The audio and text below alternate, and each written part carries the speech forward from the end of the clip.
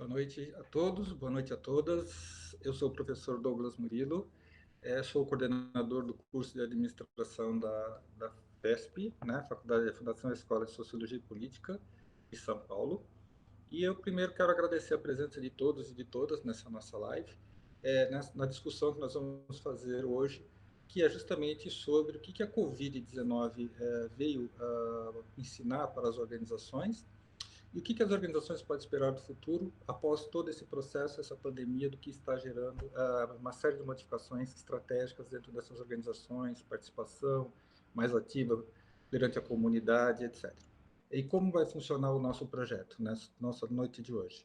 A gente vai ter a professora Tamires, que vai ser a mediadora desse nosso debate, e ela vai fazer a introdução entre 10 e 15 minutos. Depois nós vamos ter o Luiz França, que vai também falar sobre o tema em relação ao Covid-19 e as organizações e as empresas que realmente são humanizadas, o que é isso, enfim. Então, ele também vai fazer sua palestra entre 15 minutos aproximadamente. E na sequência, a Milva, né, que também vai falar sobre esse contexto, e depois a professora Tamires vai direcionar as perguntas. Inicialmente, eu gostaria de fazer a apresentação dos nossos convidados, tá? Começando pela Tamires. A Tamires é Tamires Cristina da Silva. Ela é socióloga, mestre e doutoranda em Sociologia pela USP, na área de concentração em Sociologia do Trabalho. Docente da Escola de IESE, de Ciências do Trabalho, e professora convidada de pós-graduação aqui da FESP, da Fundação Escola de Sociologia e Política de São Paulo. É assistente de pesquisa no projeto sobre políticas de bem-estar social em países emergentes. Possui experiência em assessoria e pesquisa sindical e projetos de consultoria técnica.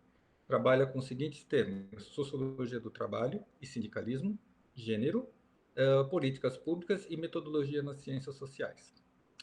O Luiz França é diretor de RH e de TI da Cortsa S.A. Atua com foco na humanização de empresas e é palestrante também em relação a esses temas. A Cortsa é uma empresa multinacional, turca, sediada no Polo Camaçari, na Bahia. Em 2018, ela foi ranqueada, né, no prêmio Empresas de Destaque dentre as melhores empresas com melhores práticas de estágio. Nesse mesmo ano, também foi reconhecida pela Você S.A. como uma das melhores empresas para se começar uma carreira. Em 2019, foi eleita a melhor empresa para se trabalhar também pela revista Você S.A. E a Milva, né, além de professora, ela é advogada, especialista em direito empresarial e regulamentação em saúde, com mais de 20 anos de atuação na área da saúde suplementar. Mentora e palestrante em gestão de saúde corporativa. Idealizadora, coordenadora e coautora do livro Boas Práticas de Gestão de Saúde Corporativa. Professora de regulamentação em saúde do Master em Gestão da Saúde da Business School em São Paulo. E de pós-graduação da Abrange, Centro Universitário de São Camilo. Presidente da BPRH, Associação Brasileira dos Profissionais de Recursos Humanos. Então, agora eu passo a palavra para a professora Tamires. Os invisíveis do Brasil, como os meios de comunicação denominaram, expressam um quadro social desolador para nós. Os 97 milhões de pedidos de auxílio emergencial, que é o que vale a 32% da população brasileira, isso é um dado muito relevante para nós, analistas, né? E aquele valor de R$600 pago ao longo de 3 meses, e para as mulheres chefes de família de R$1.200, dificilmente corresponde às necessidades básicas das famílias, considerando que o rendimento do empregado por conta própria e do trabalhador sem CNPJ varia de R$1.427, enfim, R$1.312. Então, esse esforço de guerra contra o coronavírus, ele se depara com um perfil ocupacional heterogêneo da nossa realidade brasileira. Nós temos aqui, né, só para também compartilhar com vocês algumas informações para a gente pintar esse quadro. Nós temos hoje 13 milhões de pessoas desocupadas. Desse número, nós temos 40% de informais, que equivale a 36 milhões. Tem também aquela parcela de força de trabalho subutilizada, que abrange 24 milhões de pessoas, e o desalento, que é quase 5 milhões. Então, esse é o grupo mais impactado pela crise da pandemia. E o cenário global, ele incide diretamente também sobre a dinâmica laboral. Eu pesquisei alguns dados da OIT, que são bem alarmantes também para a gente, né? Hoje a gente está num quadro de 3,8 milhões de infectados, 266 mil mortes, isso é panorama global, né? 81% das empresas e 66% dos trabalhadores estão situados em países que instituíram as medidas de contenção social, de isolamento, e mais de 430 milhões de empresas que atuam no comércio, nos serviços, e também respondem pela maior parcela da ocupação, foram duramente impactadas pela pandemia e correm sérios riscos financeiros, né, para sustentar os seus negócios. O trabalho informal no mundo, ele abrange 1,6 bilhões de pessoas, né, e todas elas foram afetadas pela redução da renda, da circulação. E a OIT diz que, nesse cenário, 3,3 bilhões de pessoas correm o risco de perder os seus empregos. Então, essa situação toda, ela gera uma pressão maior sobre a nossa estrutura de proteção social, e esses países estão lidando com uma questão muito forte agora, né, de investimento nas áreas sociais, especialmente na saúde. E aí, as soluções encontradas por esses governos, essas potências econômicas, para socorrer a economia e mitigar esses efeitos do distanciamento social, são muito variadas, né, abarcam várias iniciativas que estão desafiando aí a capacidade de gerenciamento dos recursos públicos. Então, só para citar, né, algumas experiências mais fortes, os Estados Unidos sofreram um corte de mais de 3 milhões de empregos e injetaram 2 trilhões de dólares na economia. A União Europeia lançou um pacote de 540 bilhões de euros para socorrer os países membros e amortizar esse impacto. O governo japonês criou um pacote de 1 trilhão de dólares, pouco mais de 1 trilhão de dólares, e concedeu a toda a população, sem distinção socioeconômica, status social, um auxílio equivalente a 900 dólares. Né? E só para a gente ter como comparação, o Brasil até o momento gastou apenas 2% do PIB, voltado para assim, ações voltadas para a ação de guerra, né, contra a Covid-19, enquanto outros países investiram até 17% do seu PIB para o mesmo objetivo. Então, é interessante observar também que já existem projetos sendo elaborados para a reconstrução dos países mais afetados, como é o caso da Itália, que criou um comitê para avaliar empresas socorridas pelo governo, a fim de estabelecer condições econômicas que favoreçam a sociedade como um todo, e não apenas uma parcela restrita, né, que costuma privatizar os ganhos que são produzidos.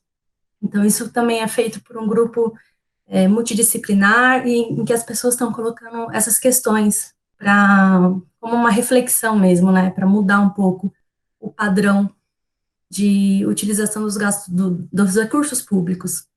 Então, voltando para o caso brasileiro, que possui um mercado de trabalho que vem se deteriorando desde 2015, e aí nesse contexto é importante pontuar a reforma trabalhista, que foi instituída em 2017, junto com a ampliação da terceirização em atividades meio e fim, que ocasionou uma profunda mudança nas relações de capital-trabalho. Então, nós observamos um aprofundamento da flexibilização, da desregulamentação do trabalho, e que seguiu uma tendência que despontou em diversos países após a crise econômica global de 2008, né? Então, novamente, captando alguns dados da OIT, as reformas trabalhistas no mundo, entre 2008 e 2014, produziram 643 mudanças na regulação do trabalho de 111 países. E o que é interessante observar nesse relatório também, o que não muda muito agora para a gente nos anos mais recentes, né, é que houve diferentes níveis de cobertura protetiva associada aos trabalhadores, e essas medidas, essas reformas, não geraram quase nenhum efeito positivo sobre a geração de emprego de qualidade. Isso é um outro ponto para a gente avaliar, né, ponderar. Então, considerando o papel das inovações tecnológicas como indutor de novos tipos de ocupação, a gente pode identificar também algumas características do trabalho digital que acena como uma tendência no mercado de trabalho pós-pandemia. Então, a gente tem a participação no trabalho intermitente, que está mais presente no setor de alimentação, transporte, o trabalho parcial, e a gente observa com mais força no setor da educação e alimentação, Esses dois tipos de trabalho correspondem a 15,5% do total de empregos com carteira, que foram criados entre novembro de 2017 e abril de 2019. Então, foi um efeito mais direto que a gente observou após a instituição da reforma trabalhista. O home office cresceu entre 2017 e 2018 21%. Então, essas modalidades de trabalho que hoje ganharam destaque com a quarentena, como forma de estratégia, né, dos trabalhadores continuarem exercendo suas atividades remotamente, isso também já era algo presente de alguma forma aí nas relações de trabalho. E aí a gente não pode esquecer também de falar das atividades ligadas à gig economy, né, que é a economia dos bicos, dos freelancers, que abrange ocupações muito instáveis associadas à implementação de novas tecnologias e que tem como característica principal o trabalho flexível, que é aquele trabalho isento de regras e de regulação clara sobre a relação de trabalho. As empresas, né, a lógica que está colocada na gig economy, tem outros termos também, que a gente pode conversar depois, mas é que as empresas compram trabalho na modalidade de projetos. Então, a gente está falando de um perfil de trabalhador que assume todos os riscos de trabalho, né, a figura do chefe, ela desaparece, e o papel do consumidor é de avaliar o desempenho do trabalhador. Então, a gente observa também que o controle do tempo, ele se dá pelo aplicativo. São os entregadores de delivery, os motoristas de aplicativos, etc., né?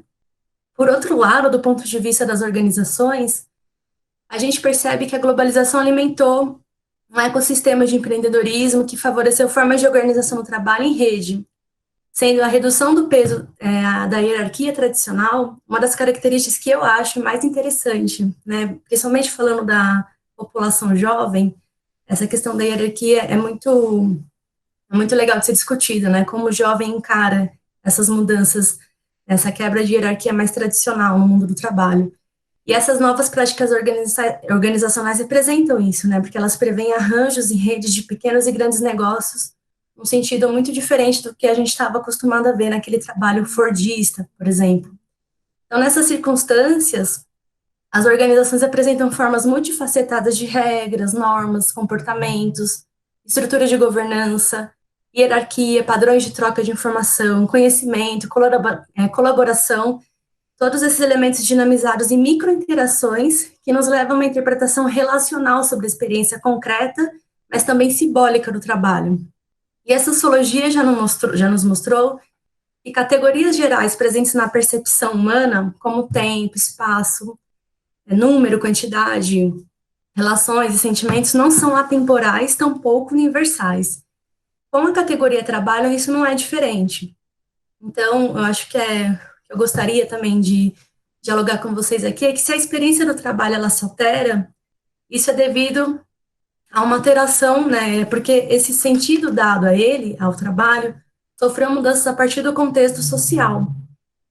E indo para o final já, para a gente continuar com a nossa conversa, gostaria de citar aqui a obra do sociólogo Richard Sennett, não sei se todo mundo conhece, mas é um sociólogo que eu gosto bastante, que é a obra que chama Juntos, uma trilogia que ele criou para falar sobre sociedade, trabalho, cidades. Ele chama atenção para o enfraquecimento da cooperação, da solidariedade que aumenta o individualismo a níveis preocupantes em termos de sociedade. Estou chamando atenção para esse aspecto porque, num período de quarentena, em que toda a sociedade foi pega de surpresa, e agora que a gente está tentando encontrar, né, saídas para a crise, tentando se readaptar a essa nova rotina, a gente percebe também que a nossa forma de interagir e de produzir sociedade também mudou, né? Então, a gente começa a perceber quais são os espaços sociais, como as instituições, as organizações gerais começam a se colocar nesse momento, e o quanto é importante a gente perceber que a sociedade importa do ponto de vista individual, mas também do ponto de vista coletivo, porque a gente, de certa forma, todo mundo é impactado, né? Está sendo impactado pela pandemia. Então, conviver com a diferença, né? O Richard Sennett fala, é desafiador. E não adianta pensar que esse efeito homogeneizador do sistema econômico, ele produz cooperação, é o contrário, né? Ele está nos desabilitando na prática de cooperação, e para o Richard Sennett, cooperação compreende uma habilidade humana, né? Então, isso é muito interessante. Um outro ponto que é legal, e que eu não estou querendo fazer aqui, né, o discurso sem gênero na análise, nem isso, mas é que ele fala também que a competição é um elemento que a gente que pode ser, se relacionar com a cooperação, né? Ele fala que é possível a relação entre cooperação e competição, desde que a gente considere o nosso adversário como um elemento, né, como um competidor, também como um colaborador, também como uma figura de cooperação. Ele fala que a estrutura de competição sem cooperação, ela desfavorece muito o compartilhamento dos nossos problemas sociais. E aí, quanto ao trabalho, essas experiências de curto prazo, da gig economy, por exemplo, né, eles não produzem identidade, cooperação e nem vínculos sociais duráveis. E essas interações produzidas no mundo virtual estão mudando o nosso padrão de relacionamento interpessoal. E isso nos traz algumas consequências, como relação de baixo nível cooperativo, quando não são repercutidas para outros setores da vida social, né, quando isso não traz resultados mais diretos para a nossa vida. Em relação à heterogeneidade do mercado de trabalho, há que se observar também as desigualdades gigantescas do ponto de vista interseccional. Então, eu quero chamar atenção para as questões de discriminação de raça, classe, gênero, origem, idade, entre outros, né? E aí, para chamar a atenção que só em 2019, a pesquisa da PNAD constatou que os homens ganharam quase 30% a mais que as mulheres. Então, quando a gente fala, a sociedade avançou, avançou, avançou, mas do ponto de vista concreto, material, não é possível aferir esses avanços, né? Porque nós, mulheres, ainda somos desvalorizadas do ponto de vista monetário, a nossa atividade ocupacional. Então, esse tratamento discriminatório, ele também impede que as pessoas tenham uma trajetória exitosa na competição pela falta de igualdade de oportunidades. E isso rebate na questão da cooperação também, como eu já havia dito anteriormente. Um outro ponto que eu acho interessante a gente destacar, e aí indo mesmo para concluindo a minha fala aqui, não sei se eu excedi muito tempo, tá? Posso concluir aqui, ô Douglas? Pode sim. Tá bom. Nesse cenário pós-pandemia, os trabalhadores eles irão se deparar com muitas dificuldades, né? Isso já é um dado para nosso quadro social. A informalidade vai pressionar ainda mais o nosso mercado de trabalho, que é composto por milhares de pessoas sem acesso à proteção social. E para a economia intervir nessa área, vai intervir de uma forma muito tardia, né? Porque a nossa tela produtiva foi desestruturada e resolver isso vai ser muito mais custoso agora, né? Então a gente precisa pensar em estratégias de uma forma mais inteligente desse ponto de vista, né? Então a gente está distante de uma convergência entre expectativa de vida e qualidade de vida, que poderia ser galvanizada de alguma forma pelos agentes sociais, públicos, privados, para favorecer a sociedade como um todo, do ponto de vista também da distribuição da riqueza, né, gerada pelo esforço do trabalho, que é o elemento que eu estou chamando a atenção aqui. Então, por essa razão, é urgente pensar o trabalho na dimensão social, e não apenas na dimensão mercadológica, né? Então, eu creio que o diálogo proposto nessa aula aberta hoje vai permitir que nós façamos uma reflexão, dentre outros temas, dentre outras questões, sobre a nossa capacidade de aprender com a experiência de pandemia, o que ela tem nos ensinado sobre a sociedade, sobre a cooperação e também sobre o trabalho. Acho que é isso. Vamos abrir espaço aí para os demais participantes e a gente continua o nosso diálogo aqui. Obrigada, gente. Obrigado você, Tamires. Então, assim, a gente vai dar agora a entrada com o professor, com o França, né? E aí depois a gente vai dar sequência também com a Milva. Então, vocês perceberam que a gente tem a professora de Sociologia, que dá essa visão, essa proposição em relação ao mundo do trabalho, e essa questão das mudanças, né, que a Covid vem trazendo, ou vamos ver se realmente vai perpetuar, enfim. E agora a gente vai trabalhar com o França, que é um executivo da área de uma indústria, e depois uma pessoa especialista na área de recursos humanos, né? Então, acho que a gente tem um time aqui bem também, de uma certa forma, heterogêneo, para que a gente possa construir um debate interessante. Então, eu passo agora, então, a palavra para o França. para que a gente possa dar sequência, então, aos nossos trabalhos. Obrigado, Tamires. Boa noite, boa noite, boa noite. Que maravilha estar falando com vocês. Eu estou muito feliz de estar aqui. E se eu pudesse, eu pedia licença e só voltava amanhã, depois de tudo que a Tamires compartilhou com a gente. Foi uma enorme aula, trouxe todo um contexto mercadológico e sociológico para mim. E foram tantas informações que me fizeram ter várias reflexões. E a vontade agora era ficar só fazendo a digestão de todo esse conhecimento. Muito obrigado mesmo a Tamires, daqui a pouquinho ela vai estar de volta com a gente vai poder ouvir mais e debater um pouquinho sobre o tema.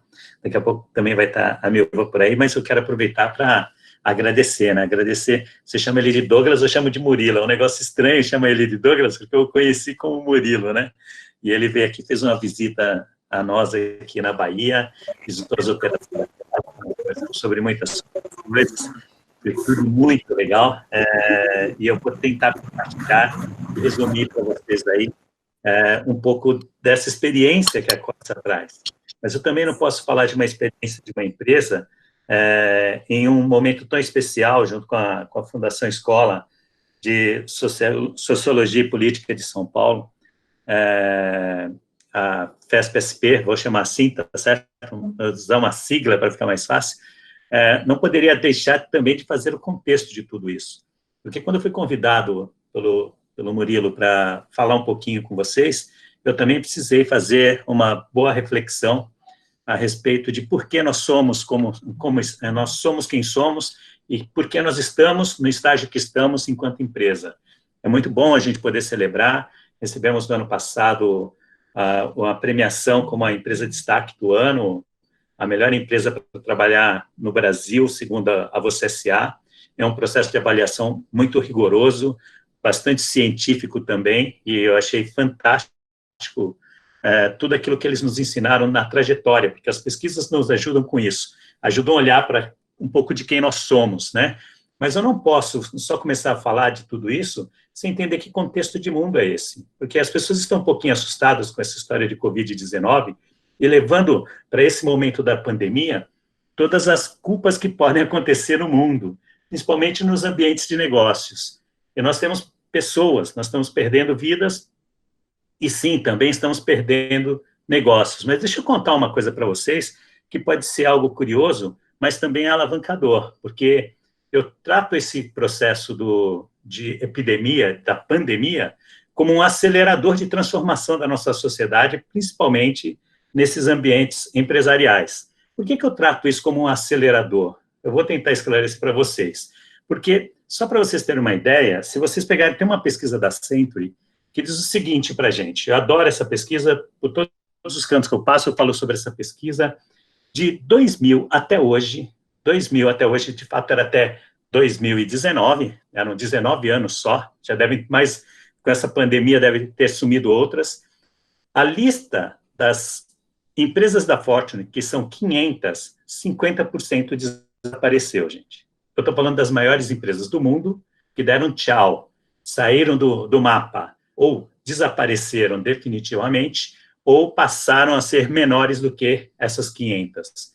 Então, o que está acontecendo nesse mercado? Então, quando a gente olha essa pandemia, o movimento do Covid, e empresas também sofrendo com esse momento tão singular na humanidade, preciso contar para vocês, só está acelerando, porque as empresas já estavam desaparecendo, empresas desaparecem e surgem novas empresas, algumas com o mesmo modelo mental, com o mesmo nível de consciência que as anteriores que desapareceram, outras que trazem uma nova consciência. E a nova consciência é realmente o processo de evolução e de integração do mercado de trabalho, dos ambientes de negócios com a sociedade. Nós estamos vindo por um processo evolutivo e o trabalho é o que melhor representa, na minha opinião, essa caminhada em direção ao despertar, a melhorar o nosso grau de consciência humana sobre quem somos e o que fazemos. Porque há muitas empresas desaparecendo, sim, e as empresas que estão desaparecendo, algumas delas eu sinto muito por tudo aquilo que está acontecendo, porque tem pessoas muito dedicadas, muito preocupadas com todo o ecossistema. mas também há muitas empresas que estavam só voltadas para buscar uma rentabilidade, estavam se esquecendo de servir a sociedade. Tenho dito por onde eu passo que nós estamos fazendo uma grande seleção nesse momento, uma seleção natural no ambiente empresarial. E a minha empresa também tem passado por grandes, vamos chamar assim, desafios para poder reinventar o nosso negócio, para poder adaptar tudo isso, mas para mostrar também para que veio. As organizações estavam desconectadas de sua essência. E quanto mais longe dessa essência de servir essa humanidade, a gente se perdia. Só para a gente brincar um pouco, tem um amigo meu chamado Victor Igdal, e o Victor traz uma brincadeira muito interessante. Todo mundo que abre uma empresa, uma das coisas que você precisa ter numa empresa, a primeira coisa que você precisa ter é um negócio chamado razão social. Olha que interessante. Aí todo mundo vai lá e coloca o nome da sua empresa, né? Um chama lá de Carlos Alberto, outro chama de Edmilson, outro chama de Cordsa, e assim vamos colocando os nomes nas nossas empresas, outros chamam de FESP-SP, e vamos chamando. Só que tem um detalhe, qual a razão social da sua empresa? Razão social? Como assim? Qual o nome da minha empresa? Não, meu amigo. Antes de pensar em dar o nome a ela, que tal você entender para que ela serve ao mundo? Ok? Quando a gente faz essa reflexão, você já é chamado, na hora de conceber uma organização, uma empresa, a pensar na razão social dela. Mas a gente nunca parou para refletir sobre isso. E aí a gente iríamos criando empresas, criando nomes, criando estruturas, colocando aquilo dentro de um mercado extremamente competitivo, e o importante era vencer. Sempre vencer. Quando, de fato, a gente precisa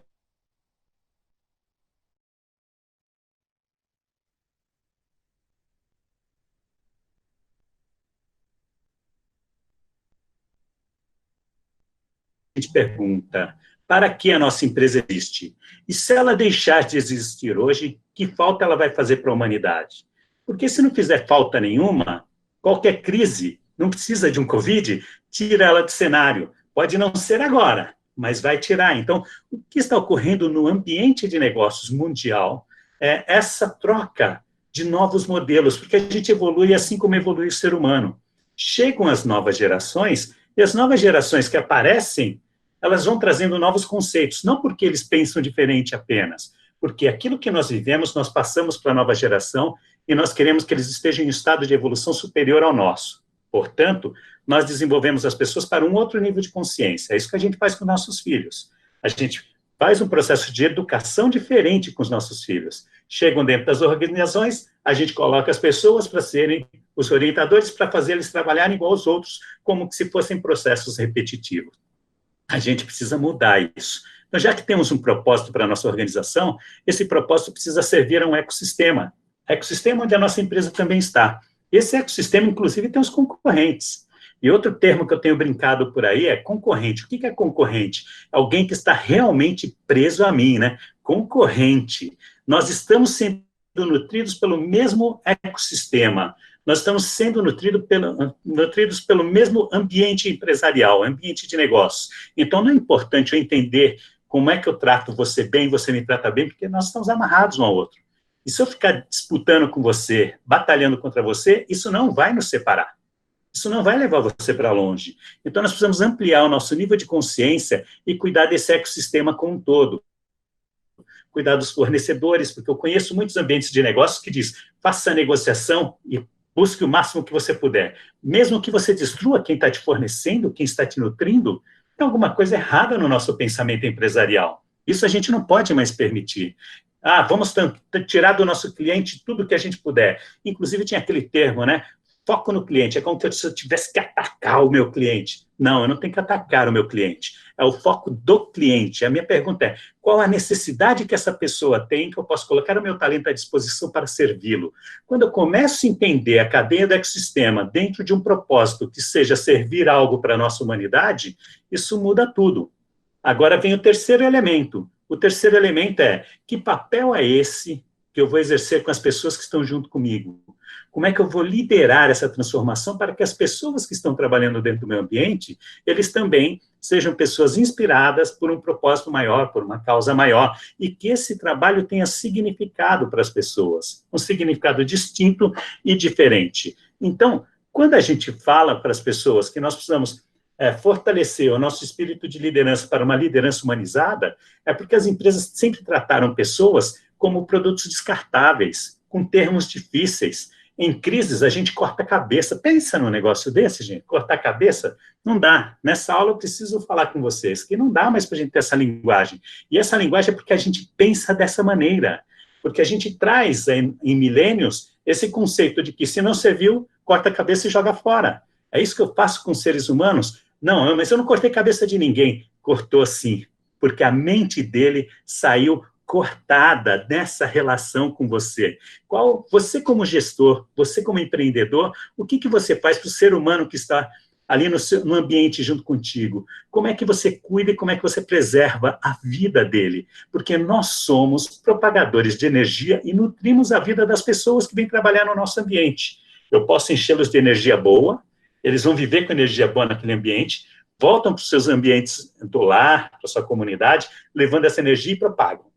Então, sou responsável, sim, pelo ecossistema que eu tenho. Então, a nossa grande responsabilidade para fortalecer tudo isso é pensar que cultura empresarial que nós estamos desenvolvendo no nosso dia a dia para fortalecer esse mundo, servindo ele bem, com pessoas apaixonadas pelo que fazem, com pessoas demonstrando seu talento com grande sucesso e não esquecendo de ser próspero, porque eu não estou falando que a gente não gosta de prosperidade, de fazer conquistas, mas para você ser próspero, a humanidade precisa pensar a que preço é essa prosperidade. Então, as organizações que estão tendo sucesso hoje são aquelas que estão mais próximas do que é essencial, ou aquelas que, mesmo estando distante desse ponto essencial do que a humanidade mais precisa hoje, nessa época de crise, se estiver um pouquinho distante, você ainda consegue sobreviver um pouquinho melhor, porque as pessoas estão com você, seus parceiros estão com você, eu estou falando de clientes, de fornecedores, a comunidade está com você, todo mundo quer te proteger, porque você vai fazer muita falta se você sair do mercado.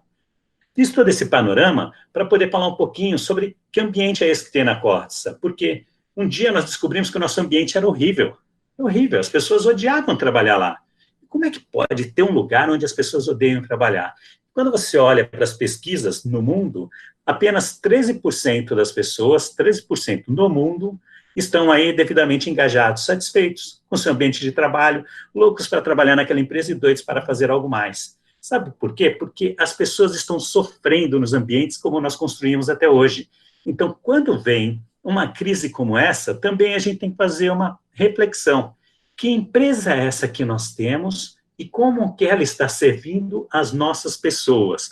Porque se está servindo as nossas pessoas para destroçá-las, para tirar o máximo delas, para que coloque elas para competirem umas com as outras. Imagine, dentro do mesmo ambiente, departamentos competindo um com o outro. É uma coisa louca, é como se o rim quisesse brigar com o coração.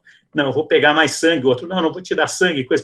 Rapaz, não dá para pensar nesse desbalanceamento. Então, chegou a hora da gente fazer uma boa reflexão sobre que negócios é esse que nós estamos entregando para o mundo, que negócios são esses que nós estamos entregando para as pessoas, e o Covid, eu peço desculpa a vocês, o Covid é apenas um acelerador, porque todo o processo de transformação através de startups, de novas mentalidades de negócio, já estava acontecendo. Só que tem muita empresa ainda que não quer sair do meio do caminho. Continua com os mesmos paradigmas, os chefes e os grandes líderes executivos querendo impor seus modelos ainda convencionais, olhando só para um ponto do negócio, como se só o shareholder tivesse importância, porque aquilo dá carreira, dá dinheiro, entre outras coisas, só que as pessoas não querem mais vidas vazias. As pessoas querem ser respeitadas dentro das organizações, querem que as suas emoções também sejam preservadas dentro das organizações e que saiam de lá todos os dias sem cortes no coração e na mente. Então, o papel de um líder numa organização que quer fazer uma grande transformação é muito diferente. Não é só entregar o resultado.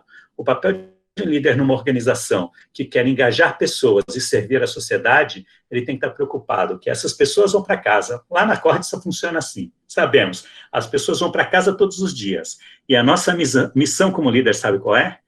Fazê-las sonhar, voltar no dia seguinte para nos encontrar e estarmos todos juntos novamente. Desejar estar naquele ambiente. É isso que faz a grande diferença naquela organização. Eu tinha aí 15 minutos, já utilizei meus 15 minutos, e também vou poder responder as perguntas de vocês, se surgirem alguma, depois da próxima apresentação. Maravilha, Luiz França, muito bom, muito bom. Me identifiquei muito, porque são questões muito sociológicas que você traz aqui para a gente. Mas agora vamos ouvir a Milva Pagano, as contribuições dela também, para a gente começar a nossa rodada aí de questões. Milva, você tá por aí? Tá ouvindo bem? Boa noite, estão me ouvindo bem? Sim, sim. Ah, que bom. Boa noite a todos, muito obrigada pelo convite, é uma honra estar aqui. Vou parafrasear aí o Luiz, né, depois das colocações da Tamires, né, e do Luiz França, eu não tenho mais absolutamente nada o que dizer. Só dar boa noite, agradecer pelo convite e me despedir, porque realmente foram duas apresentações, colocações muito importantes, muito completas e profundas, e que nos trazem para muitas reflexões. Eu adorei a forma como o Luiz França colocou sobre o Covid, né, acelerador de transformação. E eu venho falando exatamente isso, né, em todas as oportunidades. Escrevi um artigo em março, finalzinho de março, comecinho de abril, acho que finalzinho de março, se não me falha a memória, exatamente sobre, assim, o que essa crise tem a nos ensinar, né, a transformação, o profundo processo de transformação que nós estamos passando. E não querendo ser redundante, mas, assim, a crise, toda crise, todos nós sabemos que toda crise, ela é uma grande oportunidade.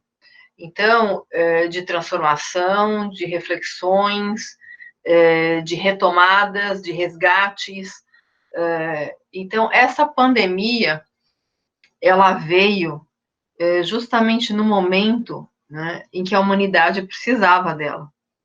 Então, primeiro de tudo, assim, pode parecer loucura, mas eu tenho uma profunda gratidão pelo momento que nós estamos vivendo. Porque por mais doloroso que ele seja, ele gera uma transformação no ser humano sem precedentes. Ele gera uma transformação na sociedade, gera uma transformação global sem precedentes.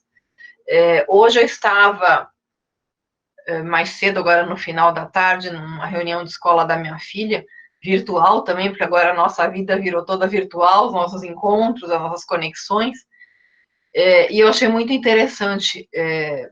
Eu gosto muito da forma como eles estão conduzindo e mantendo as aulas online, e a forma como o colégio está sendo cuidadoso com os alunos e com as famílias, e colocando para as crianças, porque o processo de aprendizagem da criança, ela sempre tem uma referência em alguém que passou por uma situação semelhante, né? Então, essa referência é muito importante nesse processo de aprendizagem. Só que o que nós estamos vivendo, ninguém passou por isso. Ninguém passou na história das nossas vidas por uma pandemia, por uma situação como essa, por uma quarentena como essa, por uma situação de isolamento social, onde as pessoas estão tendo que rever a forma como atuam, né, rever a forma como se relacionam, rever a forma como trabalham, tudo está sendo transformado. As pessoas estão tendo que se reinventar e atuar de uma maneira bastante diferente em todas as suas relações. Até foi colocado aqui, né, uma pergunta que eu acabei de ver, saltou aqui na minha tela, se o aprendizado tem que ser pela dor. a gente tem sempre dois caminhos, né, de aprendizado, ou pelo amor ou pela dor, né? Nem sempre nós aprendemos pelo amor, né? Nem sempre nós aprendemos da forma mais suave. E o crescimento, o aprendizado, ele dói. Normalmente ele dói, porque quebrar cascas dói, sair da zona de conforto dói, mudar, transformar dói. Existe muitas vezes a necessidade do atrito, né? O bom atrito, para se tirar daquela posição de conforto. E isso dói, isso gera incômodo, isso gera desconforto. Né? As pessoas vivem muito nas suas regiões, nas suas zonas de conforto, e quando tem que sair dela, quando tem que quebrar essa casca, gera uma dor, sim, gera um desconforto. Eu tenho visto, né, como presidente da ABPRH, Associação Brasileira dos Profissionais de Recursos Humanos, o nosso último evento presencial que fizemos foi em 5 de março, e de lá para cá só à distância. Então, nós estamos fazendo uma série de webinars com conteúdos diferentes e focos diferentes. Agora mesmo está ocorrendo um webinar de gestão de saúde corporativa, a semana inteira sobre gestão de saúde corporativa. Na próxima semana é um webinar do Comitê Mulheres e Propósito. Então, com focos diferentes, com propostas diferentes, nós estamos discutindo e buscando acolher muito as pessoas, os líderes, os gestores, nesse momento, né, de transformação, de inquietação, de buscas, né? As empresas tiveram que colocar seus colaboradores em um regime de home office, de uma hora para outra, né, virar a chave. Eu fui questionada muitas vezes, respondi algumas entrevistas, falando sobre as vantagens, né, do home office, em comparação com o ambiente corporativo, e se o home office poderia ser também nocivo ou não. Mas nem todas as pessoas, primeiro acho que tem algumas considerações, né? Primeiro é olhar para se a atividade profissional permite ser exercida no regime home office. Segundo, se aquela pessoa tem o perfil para trabalhar em um regime home office. Terceiro, se a empresa tem essa cultura implantada. Só que o que aconteceu foi, independente desses três aspectos, todo mundo, salvo situações específicas, teve que ir para home office. E não necessariamente essas empresas e essas pessoas estavam preparadas para isso. Aliás, essas empresas e essas pessoas não estavam preparadas para isso. Então, nós tivemos que rapidamente nos adaptar a uma realidade muito, muito, muito diferente e nunca vivida. A relação de trabalho, ela já vinha sendo alterada. Você vê cada vez mais um profissional ligado a várias empresas. Aquela relação empregado-empregador, né, empresa e colaborador, ela vem sendo transformada muito, cada vez mais. Você tem relações múltiplas, você tem relações informais, você tem atividades informais, você tem uma gama de atuações bastante distintas. Então, já existe uma grande transformação no formato de trabalho. E eu acho que essa pandemia, ela traz mais, ela potencializa, ela catalisa ainda mais essa transformação na relação de trabalho. Eu não acredito que as pessoas estão muito ansiosas para voltar, para retomar as suas atividades, porque estão cansadas, né, da quarentena, e além disso, existem questões financeiras, econômicas importantes. Mas nós estamos, por um outro lado, com o olhar e com o cuidado com a própria vida, né, e com a vida dos nossos entes queridos e vida de outras pessoas. Então, é um olhar para o coletivo que precisa ser desenvolvido, né, é tirar o olhar egoísta e passar a ter um olhar mais altruísta, é olhar mais para o próximo, mais para o coletivo e menos para os meus próprios interesses, porque talvez eu tenha condições de sair da quarentena e exercer a minha atividade, mas e outras pessoas? Será que eu não vou colocar outras pessoas em risco com essa minha atitude, né, com esse meu comportamento? Então, o olhar, ele está sendo muito em cima do coletivo, então, em cima muito do outro. Essa virada, né, de todas as pessoas irem aí para um ambiente home office, que foi súbita, né, algumas pessoas acreditam que a retomada vai ser uma virada também, que de repente volta todo mundo para suas atividades, e sabemos que não vai.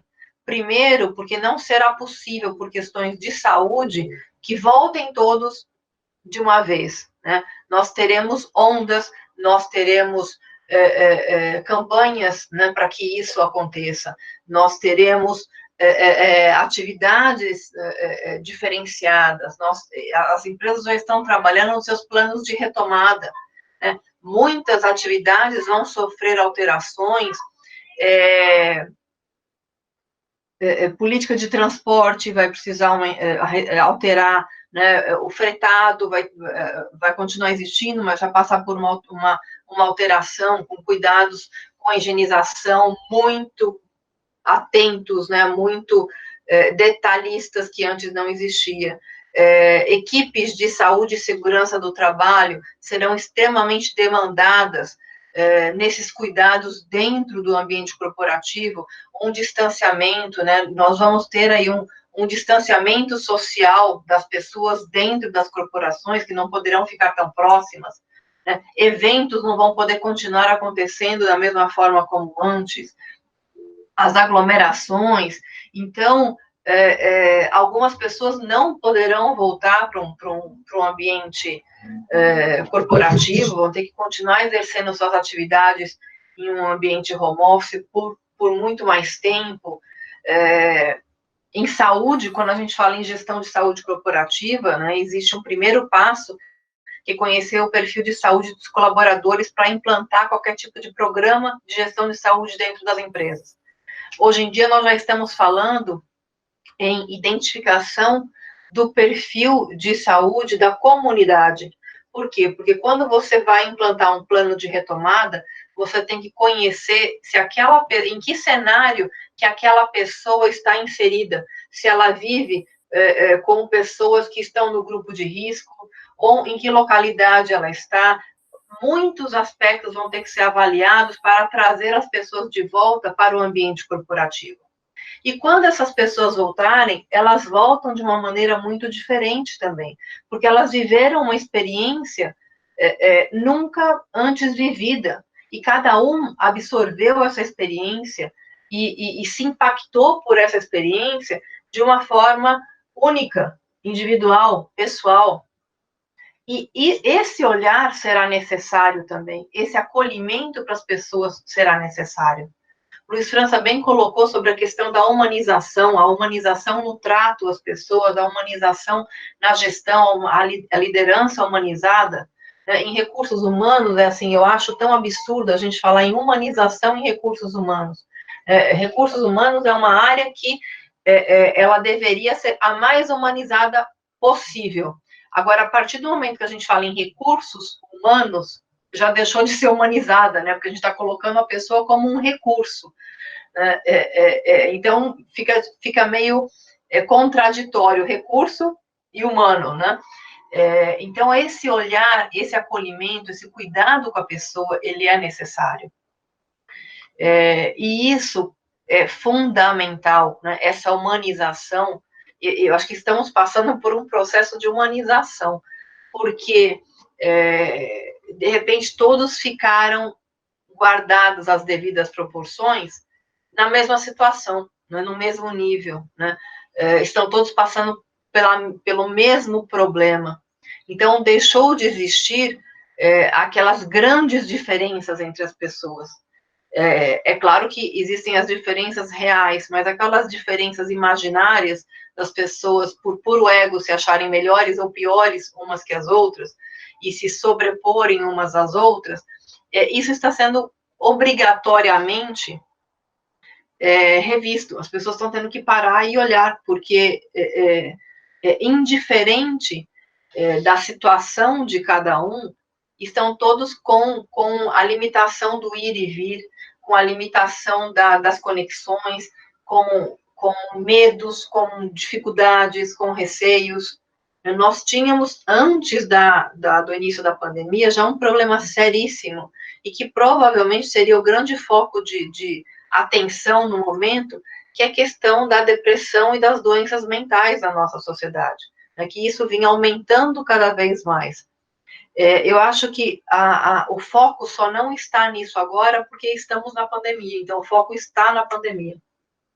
Mas a própria pandemia está intensificando essas questões, né? A incidência de distúrbios de ansiedade, de depressão, de síndrome de pânico, isso tem aumentado, porque as pessoas estão fechadas, as pessoas estão em casa, as pessoas estão tendo que se deparar com situações, muitas vezes, das quais elas antes fugiam, né?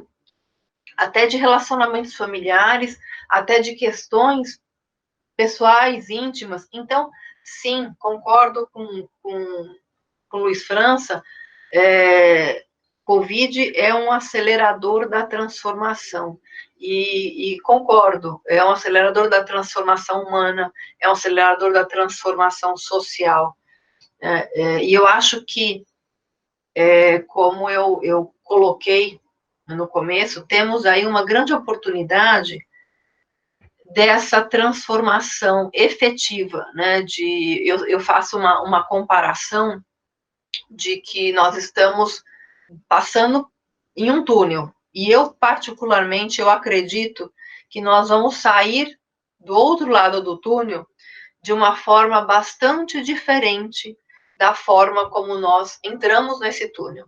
Agora, a forma como nós vamos sair do outro lado depende das nossas atitudes, depende da nossa reflexão, depende da nossa postura durante esse caminho dentro do túnel, ou seja, depende do que nós estamos fazendo agora.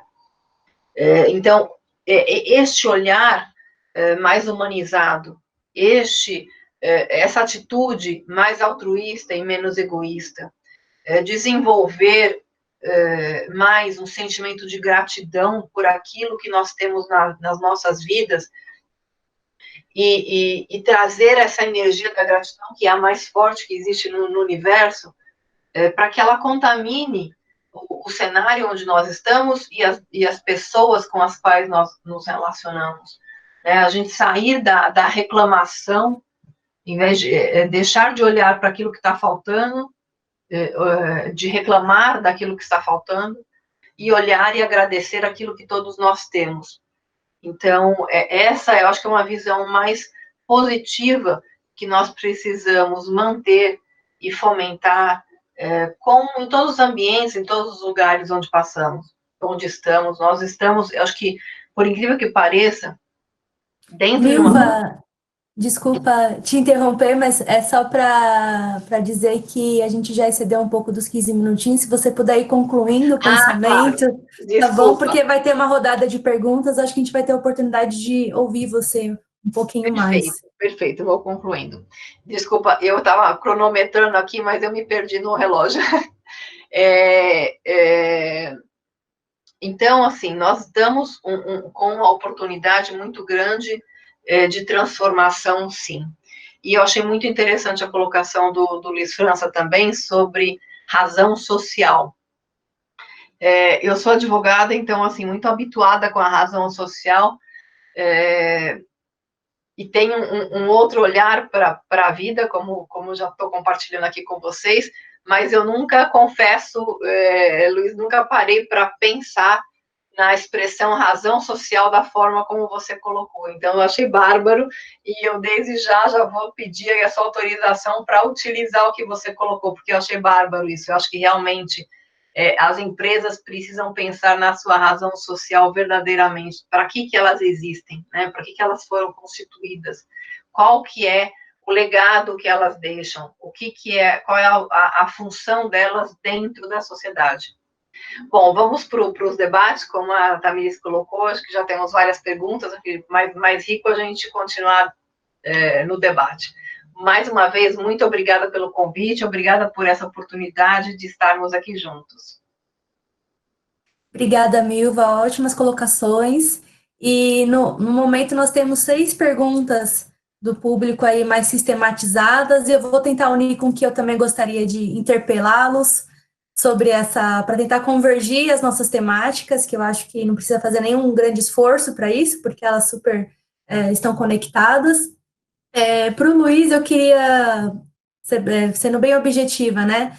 A partir da sua experiência pessoal e profissional nessa área dos recursos humanos, né, que é uma palavra, uma expressão bem complicada, como a Milva destacou, como que você interpreta o trabalho na atualidade, né, que é um tema que eu gosto que eu trabalho, que eu estudo, mas seria interessante saber como que você identifica isso na rotina, em alterações na rotina, no fluxo de trabalho, se há exemplos práticos e concretos de incorporação de novas práticas de gestão que seria relevante destacar, né, para servir como exemplo e a gente também poder pensar nessas experiências exitosas de como passar por essa transição do trabalho de modo menos traumático e mais potencializando as capacidades humanas. E para a Milva, já puxando aí o fio, eu queria saber, Milva, você comentou dessas questões do home office, né, como uma nova modalidade de trabalho, como isso tem sido forte agora com a quarentena, que você pudesse compartilhar uma avaliação sobre as vantagens e desvantagens dessa nova modalidade de trabalho, não só do home office, mas outras práticas de trabalho que você tem percebido nesse momento de quarentena em que as empresas estão criando estratégias para manter a produtividade, e como você observa isso nos próximos anos. A gente pode considerar que isso é uma tendência para o mercado de trabalho, uma tendência na realidade das organizações, e se há alguma resistência por parte dos gestores ou por parte dos trabalhadores, se existem essas resistências e como que elas são, como que esse conflito ele é abordado no ambiente corporativo que você observa. E aí a gente tem 6 perguntas aqui, que são perguntas que eu acho que eu vou jogar aqui para a nossa plenária, porque elas servem, elas não foram direcionadas para mim, ou para o Luiz ou para mim, mas a gente pode ir articulando. A primeira questão é, você acredita que no retorno à quarentena da pandemia, né, assim, não pós-pandemia, as empresas vão mudar de fato? Essa é uma pergunta. As empresas que hoje estão atuando com ações ou dinheiro para ajudar a sanar a pandemia, tem algum pano de fundo, marketing, melhoria de imagem? Você acha que o consumidor vai mudar? Esse é um bloco de pergunta. A quarta pergunta. No caso do Brasil, onde temos uma grande disparidade social, vai ter alguma mudança, apoio para mudar isso por parte das empresas? Ante a esse novo, entre aspas, né, a pessoa pergunta, o trabalho remoto em escala é a nova mudança de paradigma? Veio para ficar? Interfere nas relações humanas nas empresas? E a sexta e última pergunta é, as políticas sociais das empresas tão inclusivas, creches e outras, entre parênteses, serão alteradas nesse contexto de pandemia? Bem, são essas as perguntas. Não sei se o Luiz quer fazer as suas contribuições, depois a Milva, mas aí eu acho que a gente pode fazer 10 minutinhos para cada e a gente já conclui o pensamento a partir dessas questões indutoras aí. Claro, posso começar sim. Uau, até tomei nota aqui, porque são temas muito generosos para um diálogo, isso pode tomar um tempo e tanto, então, cuidar de tudo isso, dar todas essas respostas nos 10 minutos, e sem ser aquela objetividade que talvez seja sem sentido para as pessoas, vai ser incrível. Primeiro eu quero falar sobre o trabalho, né? O trabalho, qual que é a evolução que ele está tendo para nós? É que ele está saindo de um contexto da sobrevivência para um contexto do significado. Eu adoro muitos historiadores, uma série de coisas, mas tem uma parte da história aí que algumas pessoas trazem a conceitualização do trabalho, comparam com, nasceu a palavra trabalho de instrumento da Idade Média chamado tripalho. Eu digo, desculpa, isso não. O trabalho, ele não nasceu na Idade Média. Como é que ele pode ter recebido o nome na Idade Média? Então, se ele tivesse nascido na Idade Média, eu poderia entender. Mas o trabalho, ele nasceu com a nossa existência. Por que o trabalho nasceu com a nossa existência? Porque ele é o caminho para a gente poder evoluir como ser humano, para a gente poder evoluir e servir. Ele está conectado com esse contexto de evoluir e servir. É claro que em cada momento da sociedade, inclusive com menos desenvolvimento moral, a gente tinha outras atribuições e outras formas de realizá-lo. Mas, no princípio, a gente saía das nossas cavernas para buscar os alimentos e o trabalho era realmente para a sobrevivência. Era assim que a gente ia, porque poderia ser que a gente não voltava. Então, era sobreviver, algo sobre a vida. Então, naquele momento, nós separamos o trabalho do convívio familiar, do convívio com aqueles que a gente ama, porque ele era a nossa batalha no campo contra aquilo que a gente tinha no nosso convívio com a sociedade, que seria o nosso momento bom com a família, com as pessoas que a gente ama e tudo mais.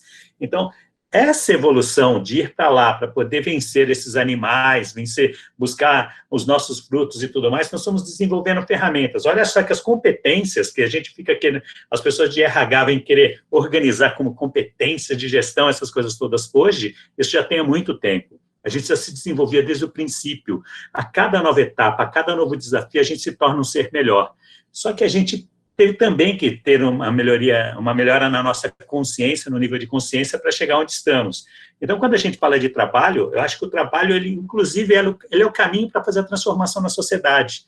Um monte de gente fala, sei que é muito forte a educação, sei que uma série de coisas nos ajuda, mas é através do trabalho que a gente tem os maiores desafios todos os dias, é através do trabalho que a gente tem que se desenvolver para poder fazer coisas novas, para poder lidar com novos assuntos, e é engraçado, porque todos os dias parece que o Papai do Céu dá um problema novo para a gente. Ele é igual professor, tá certo? Todos os dias ele fala, você vai ter uns problemas novos aqui, vai ter uma crise nova, vai chegar aqui uma pandemia, já que você acha que você sabe fazer tudo em gestão, vou te dar uma pandemia agora. E a gente vai lidar com isso. Depois que a gente lidar, nós vamos passar por outros momentos e nós vamos tratar de uma maneira muito mais tranquila.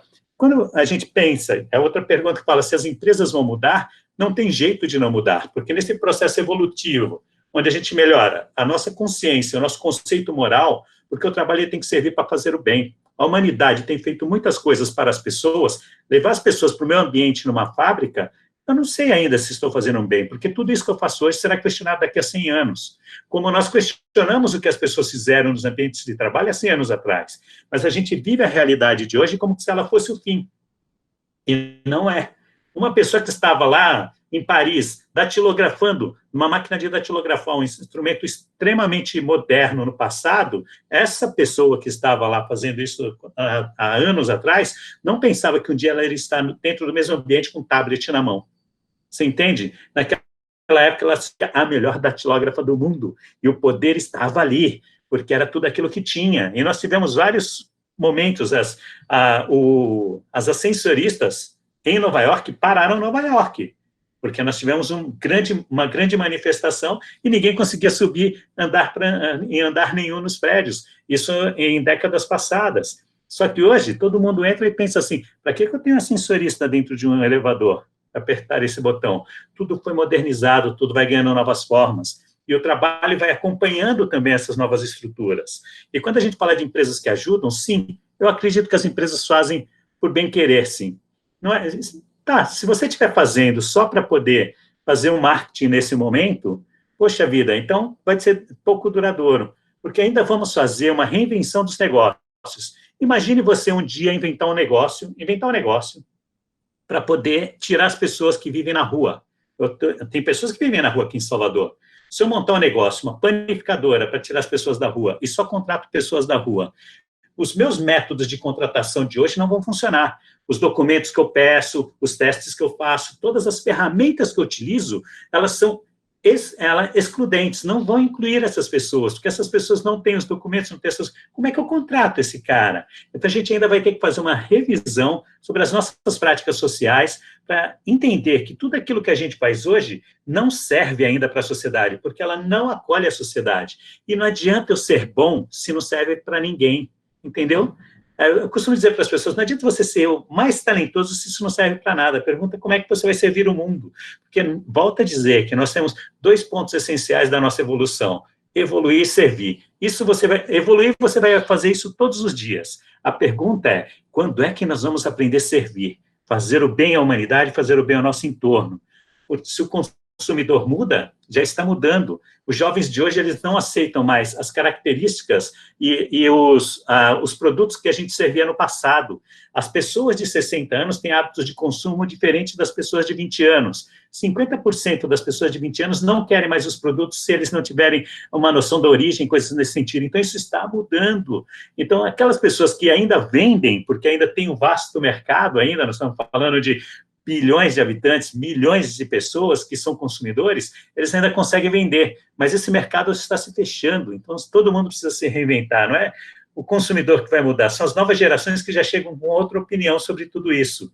Então vai ter, sim, uma grande mudança na sociedade, e a mudança precisa acontecer, porque, como já disse o Yuval Harari, a fome do mundo, ela só existe porque as nossas políticas, as nossas formas de gestão ainda não conseguiram resolver ela, porque nós produzimos alimento suficiente para que ninguém passe fome, e mesmo assim, a forma de distribuição ainda permite que tenham pessoas famintas.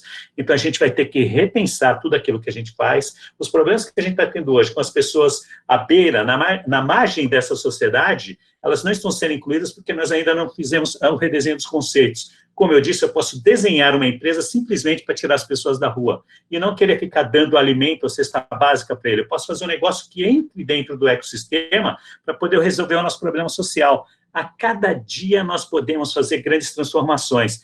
Então, as políticas sociais também vão mudar, mas não são as políticas governamentais que vêm de cima para baixo, vem do próprio ser humano. A gente precisa aumentar o nosso nível de consciência, entender moralmente o impacto que a gente faz, porque, como eu digo para as pessoas, tanto o mal quanto o bem fazem o bem.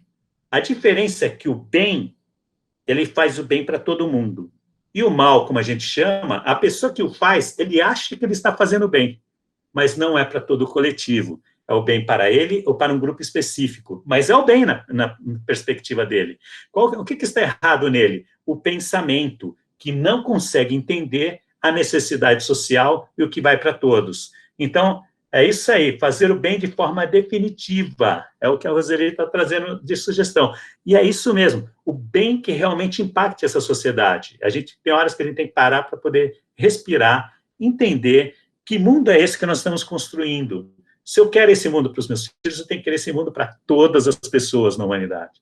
Então, quando a gente olha para a sociedade, pensando no amor que a gente pode entregar, e como a gente vai redesenhar os ambientes de negócios para que eles sejam férteis para as pessoas e para servir, isso vai fazer uma grande diferença. Então, a gente precisa de pessoas com o nível de moral maior. Como já dizia Einstein, né? Para você resolver um problema social, não adianta você vir com o mesmo nível de consciência que eu criou. Você precisa estar com o nível de consciência mais elevado. E nós estamos agora exatamente passando por essa reflexão. Essa é a minha opinião. Acho que eu consegui, eram umas 6, 7 perguntas, talvez eu tenha me perdido aí com alguma aí, se tiver alguma coisa faltando, é só me dizer, tá bom? Foi ótimo, Luiz, acho que você deu um bom panorama, conseguiu contemplar aí a maior parte das questões, e eu acho que se alguém não se sentir aí atendido com as respostas, a gente pode dar um desdobramento para isso, enfim, não deixar essa peteca do diálogo cair, né? É sempre uma coisa contínua, a gente nunca termina, a gente começa, mas nunca encerra, é um processo, né? E a Milva, você poderia agora dar suas contribuições, Milva? Claro. Luiz, excelente essa colocação aí sobre o bem e o mal, fantástico, né? E o bem definitivo aí, como foi colocado. Tem um ponto que, assim, ninguém é feliz sozinho, né? Na verdade, nós somos muito felizes quando nós fazemos uma outra pessoa feliz. Então, acho que esse olhar para o outro é o que vai fazer e vai permear essa transformação. Tentando ser bastante objetivo aí nas perguntas, a questão do home office, né? Começando por aí. Eu acho que o home office veio para ficar, sim, né? Mesmo porque existia a resistência que existia antes, né? Como eu coloquei anteriormente, ela foi quebrada de uma hora para outra, porque todas as empresas, as equipes e as lideranças que falavam que não conseguiam, que não era possível desenvolver aquela atividade em home office, de repente tiveram que desenvolver em home office, bem ou mal, de um jeito ou de outro. Então, assim, foi provado que o home office funciona. Se funciona bem ou se funciona mal, são outros 500. Mas, assim, é possível existir o home office, sim, mesmo naquelas empresas que se diziam não abertas e que não existia essa possibilidade. Então, foi comprovado aí que é possível, e eu acho que ele vem para ficar. Agora, sem dúvida nenhuma, isso vai ser avaliado conforme cultura da empresa, possibilidade da pessoa, perfil da pessoa, tipo de atividade. Então, tem vários aspectos aí a serem avaliados. Com relação à comparação entre ambiente em home office e ambiente corporativo, os dois podem ser nocivos e os dois podem ser saudáveis, né? Tudo depende do perfil da pessoa, da atividade que ela desempenha e do ambiente onde ela está inserida. Infelizmente, nós temos corporações com ambiente muito nocivos, né? Infelizmente, era, né, espero que a gente possa falar que era normal, entre aspas, que o ambiente corporativo ele fosse nocivo às pessoas, e não deve ser assim, não pode ser desse jeito. Só que também existem ambientes domésticos nocivos, então, eu acho que o home office veio sim para ficar, porque provou que isso é possível, e eu acho que as pessoas que têm esse perfil e essa necessidade vão demandar cada vez mais das organizações pelo home office. A pergunta se eu acredito que pós-pandemia as empresas vão mudar. Concordo plenamente com o que o Luiz colocou, assim, já estão mudando, não tem como não mudar, né? As transformações que vêm acontecendo são profundas, e, na verdade, todos nós nos transformamos todos os dias, a gente tem que estar sempre se reinventando. E eu acho que com a passagem aí, com esse episódio que a gente está vivendo, essa transformação, ela é intensificada. Então, como o Luiz colocou, né, o Covid como acelerador dessa transformação. Então, sim, as empresas vão mudar, sim, os profissionais vão mudar, mas as empresas, acho que um ponto importante é o seguinte, as empresas, elas são pessoas, né? Na verdade, não existe uma empresa, a empresa ela não é um ente à parte, a empresa ela é feita de pessoas. Então, as empresas mudam com a mudança do ser humano, com a mudança dessas pessoas. Então, as empresas mudam a partir dessa mudança, a partir dessa transformação das pessoas do ser humano. E essa mudança é para tudo, né? Para o consumidor, para os profissionais, para absolutamente todos os que estão inseridos. A questão do pano de fundo, né? Algumas empresas com atividades e o quanto isso está sendo um pano de fundo, infelizmente sempre existe, sim, existem outros interesses, existe a questão do marketing, a situação que nós estamos vivendo, ela está trazendo o melhor e o pior das pessoas, né? Então, nós estamos vendo muito isso, né, no nosso cenário nacional, principalmente, então isso está vindo muito à tona. Então, sim, tem empresas que têm aí como pano de fundo aí uma atuação mais de marketing em cima das suas ações, infelizmente. Agora, com relação... eu não sei se foram todas as perguntas ou se faltou alguma. Tamires, se ficou alguma, você pode nos avisar? Milvo, tem uma pergunta bem específica sobre as políticas sociais da empresa, aquelas mais inclusivas, que delimitam benefícios e como creche, enfim, outros auxílios, se elas estão sendo alteradas nesse momento. Como que fica, né, esses direitos que foram assegurados e agora na quarentena, se eles serão modificados, enfim. Bom, os direitos, eles estão mantidos, né? O que altera, na verdade, é o seguinte, nos planos de retomada, as questões, muitas coisas serão revistas por segurança às pessoas, né? Então, quando eu mencionei a questão de mudança de política de fretamento, de aglomerações, de isolamento social, distanciamento social, né, dentro do ambiente corporativo, foi nesse sentido de cuidado às pessoas para evitar contágio, enfim. As atividades serão retomadas gradativamente com este cuidado. Com relação às políticas, né, nós estamos aí com medidas provisórias, né, que permitiram alterações aí em jornada de trabalho, em diminuição de salário. Podem, sim, sem sombra de dúvida, existir outras medidas que gerem transformações. Agora,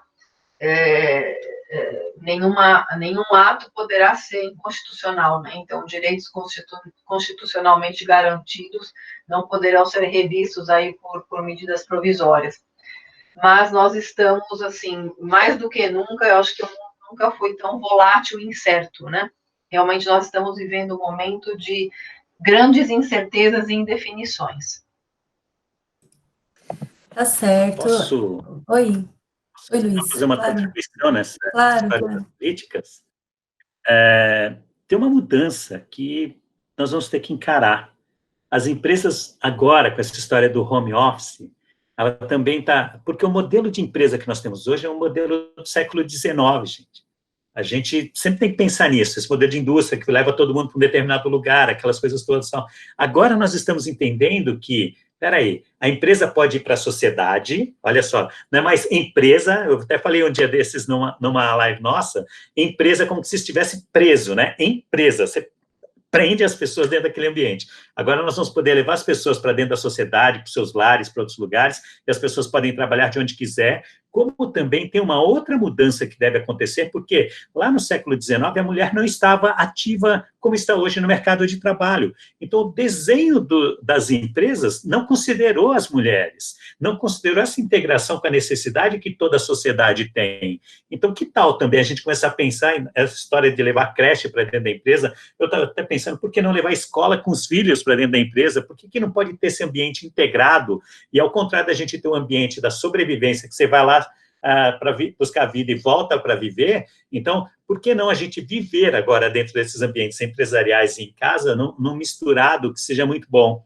Então, acho que muitas políticas ainda vão mudar, porque a gente precisa agora entender essa história de diferenciação da mulher, a diferenciação, estou falando da mulher, mas não é só a inclusão para a mulher, estou falando da inclusão para os negros, que também tem uma sociedade que ainda traz aí uma discriminação muito forte, estou falando das pessoas que têm suas necessidades especiais, eu estou falando também dos LGBTs, eu também estou falando dos mais velhos e dos mais novos. Nós precisamos trabalhar o modelo inclusivo de uma forma diferente para poder fazer com que esse ambiente empresarial seja realmente desenhado novamente para poder atender a sociedade. Tem muita mudança por aí para a gente fazer, viu?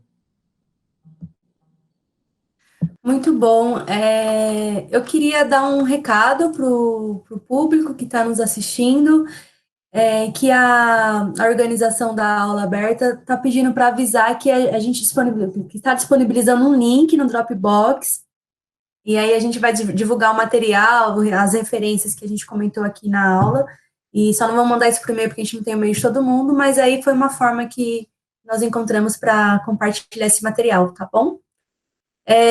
Então, só para encerrar aqui e passar a palavra para o professor Douglas, para ele encerrar essa nossa aula aberta de hoje, eu acho que, assim, na minha avaliação, foi uma injeção de ânimo, foi muito bom participar desse debate com vocês, né, para dizer que, de alguma forma, apesar dessa mudança drástica na nossa rotina e nesse futuro incerto, que tem saídas por meio das organizações, sejam elas empresariais, sindicais, governamentais, pelas comunidades, né, tudo isso são elementos de transformação e de muita criatividade, esse momento que a gente está incubando aí novas ideias para colocar em prática, e nenhum setor social é autossuficiente, né, como vocês mesmo comentaram sobre esse cenário, mas para mudar, é preciso também mudar a mentalidade, né, como o Luiz França colocou.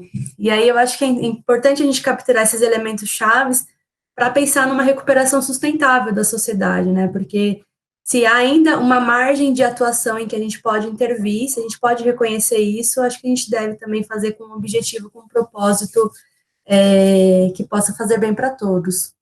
Esses agentes sociais precisam reconhecer o seu papel, descobrir a sua razão social, né? É realmente genial esse termo. Aliás, o Luiz sempre com essas brincadeiras de figura de linguagem que nos faz pensar no peso, né? Das palavras que tem nas nossas vidas, que a gente perde o sentido simbólico delas. E para que os investimentos floresçam, que as oportunidades surjam para todos, com regulações confiáveis, trabalhadores qualificados, valorizados e, sobretudo, protegidos, né? Um termo que a Milva também usou, que é das empresas humanas, né, essas empresas com propósito, que possam abandonar, então, um padrão de ganhos espúrios e buscar uma prosperidade que traga aí um propósito, uma ação, um objetivo que possa beneficiar toda a sociedade. Então, fiquei muito contente com essa troca, muito prazer em conhecê-los, foi ótimo, muito obrigada, estou à disposição para novas conversas no futuro. Agradeço, na verdade, eu quero só finalizar agradecendo aí a participação do França. Em relação a Douglas e Murilo, na FESP também chamam de Murilo. Douglas é meu primeiro nome, é o que fica geralmente. Então, é nome composto, acontece essas coisas. Mas, de qualquer forma, assim, quero agradecer bastante a condução da Tamires e toda a sua explanação. A Milva, né, que se dispôs também, e ao França, que está sempre disposto a compartilhar com a gente as ideias, não só ideias, mas a prática que realmente ele faz dentro da Cortes. Eu sou administrador, tanto na graduação, doutorado e mestrado, amo a administração, e eu acredito bastante, né, nessa questão, apesar de a gente perceber ainda muito ceticismo de muitas pessoas em relação a você falar sobre empresa humanizada. Eu acho que vai muito também da questão da educação, do trabalho, que realmente a parte da forma de você construir os novos gestores, a palavra não seria correta, mas a gente desenvolver esses novos gestores a partir da própria instituição, da própria educação. Eu acredito muito nesse processo. Então, eu queria fazer um agradecer especial aqui a todos que estiveram presentes com a gente nesse bate-papo, nessa 1h30. Acredito que a gente atendeu aí o nosso compromisso de 1h30. Em especial aqui alguns empreendedores que a gente viu, ou seja, tem vários, mas eu estou falando alguns porque nós temos um projeto que se chama Projeto Empreendedores, da FESP e da Faculdade de Administração, que é justamente para apoiar e ajudar os pequenos empreendedores do entorno da região onde a gente situa, né, que é da Vila Buarque. Então, a gente vai estar fazendo um trabalho, um apoio com eles nesse processo, né, com a nossa empresa Júlia. Então, quero agradecer também a participação deles, assim como de alguns professores também da escola que eu vi presentes aqui, e de todos que estão presentes aqui, que contribuíram. Espero que, de fato, a gente tenha agregado bastante todo esse processo. A Elorte, não posso esquecer a Naime, que é o meu braço direito dentro da Faculdade de Administração, e a professora Andréia também, que está aqui nos ajudando bastante. Mas, enfim, pessoal, eu queria só, então, fazer finalizar, né, com esses nossos agradecimentos de uma forma geral e falar para vocês que dentro desse Dropbox que nós colocamos, que nós disponibilizamos para vocês, a gente vai colocar também outros temas, outros textos, e também fica à disposição o França, a Milva e a Tamires, se quiserem também compartilhar outros trabalhos que vocês tenham, né, que acredito que possa ajudar bastante também a gente a discutir mais essas ideias, enfim, essas propostas todas, tá certo? Com certeza vocês devem ter muita coisa aí que possa agregar e disponibilizar para esse nosso grupo, tá bom? Então, queria finalizar com esses agradecimentos e até a próxima, né? A gente vai construindo outras para a gente poder ir trabalhando isso tudo, tá? Então, a gente vai disponibilizar também essa gravação. Só assim, eu esqueci de iniciar a gravação logo no comecinho, né? Mas já pegou da Tamires para frente, tá? Ficou faltando só a minha parte. Então, é isso, tá? Obrigado para todos. Tenham uma ótima final de noite, começo de noite, perdão, uma ótima sexta-feira e um excelente final de semana. E fiquem em casa. Obrigado, gente. Tchau, tchau. Boa noite. Tchau. Fiquem bem. Tchau, boa noite. Boa noite, França. Até mais. Até Obrigado, mais. Nilvio. Tchau, boa noite. Muito obrigada. Obrigado a você.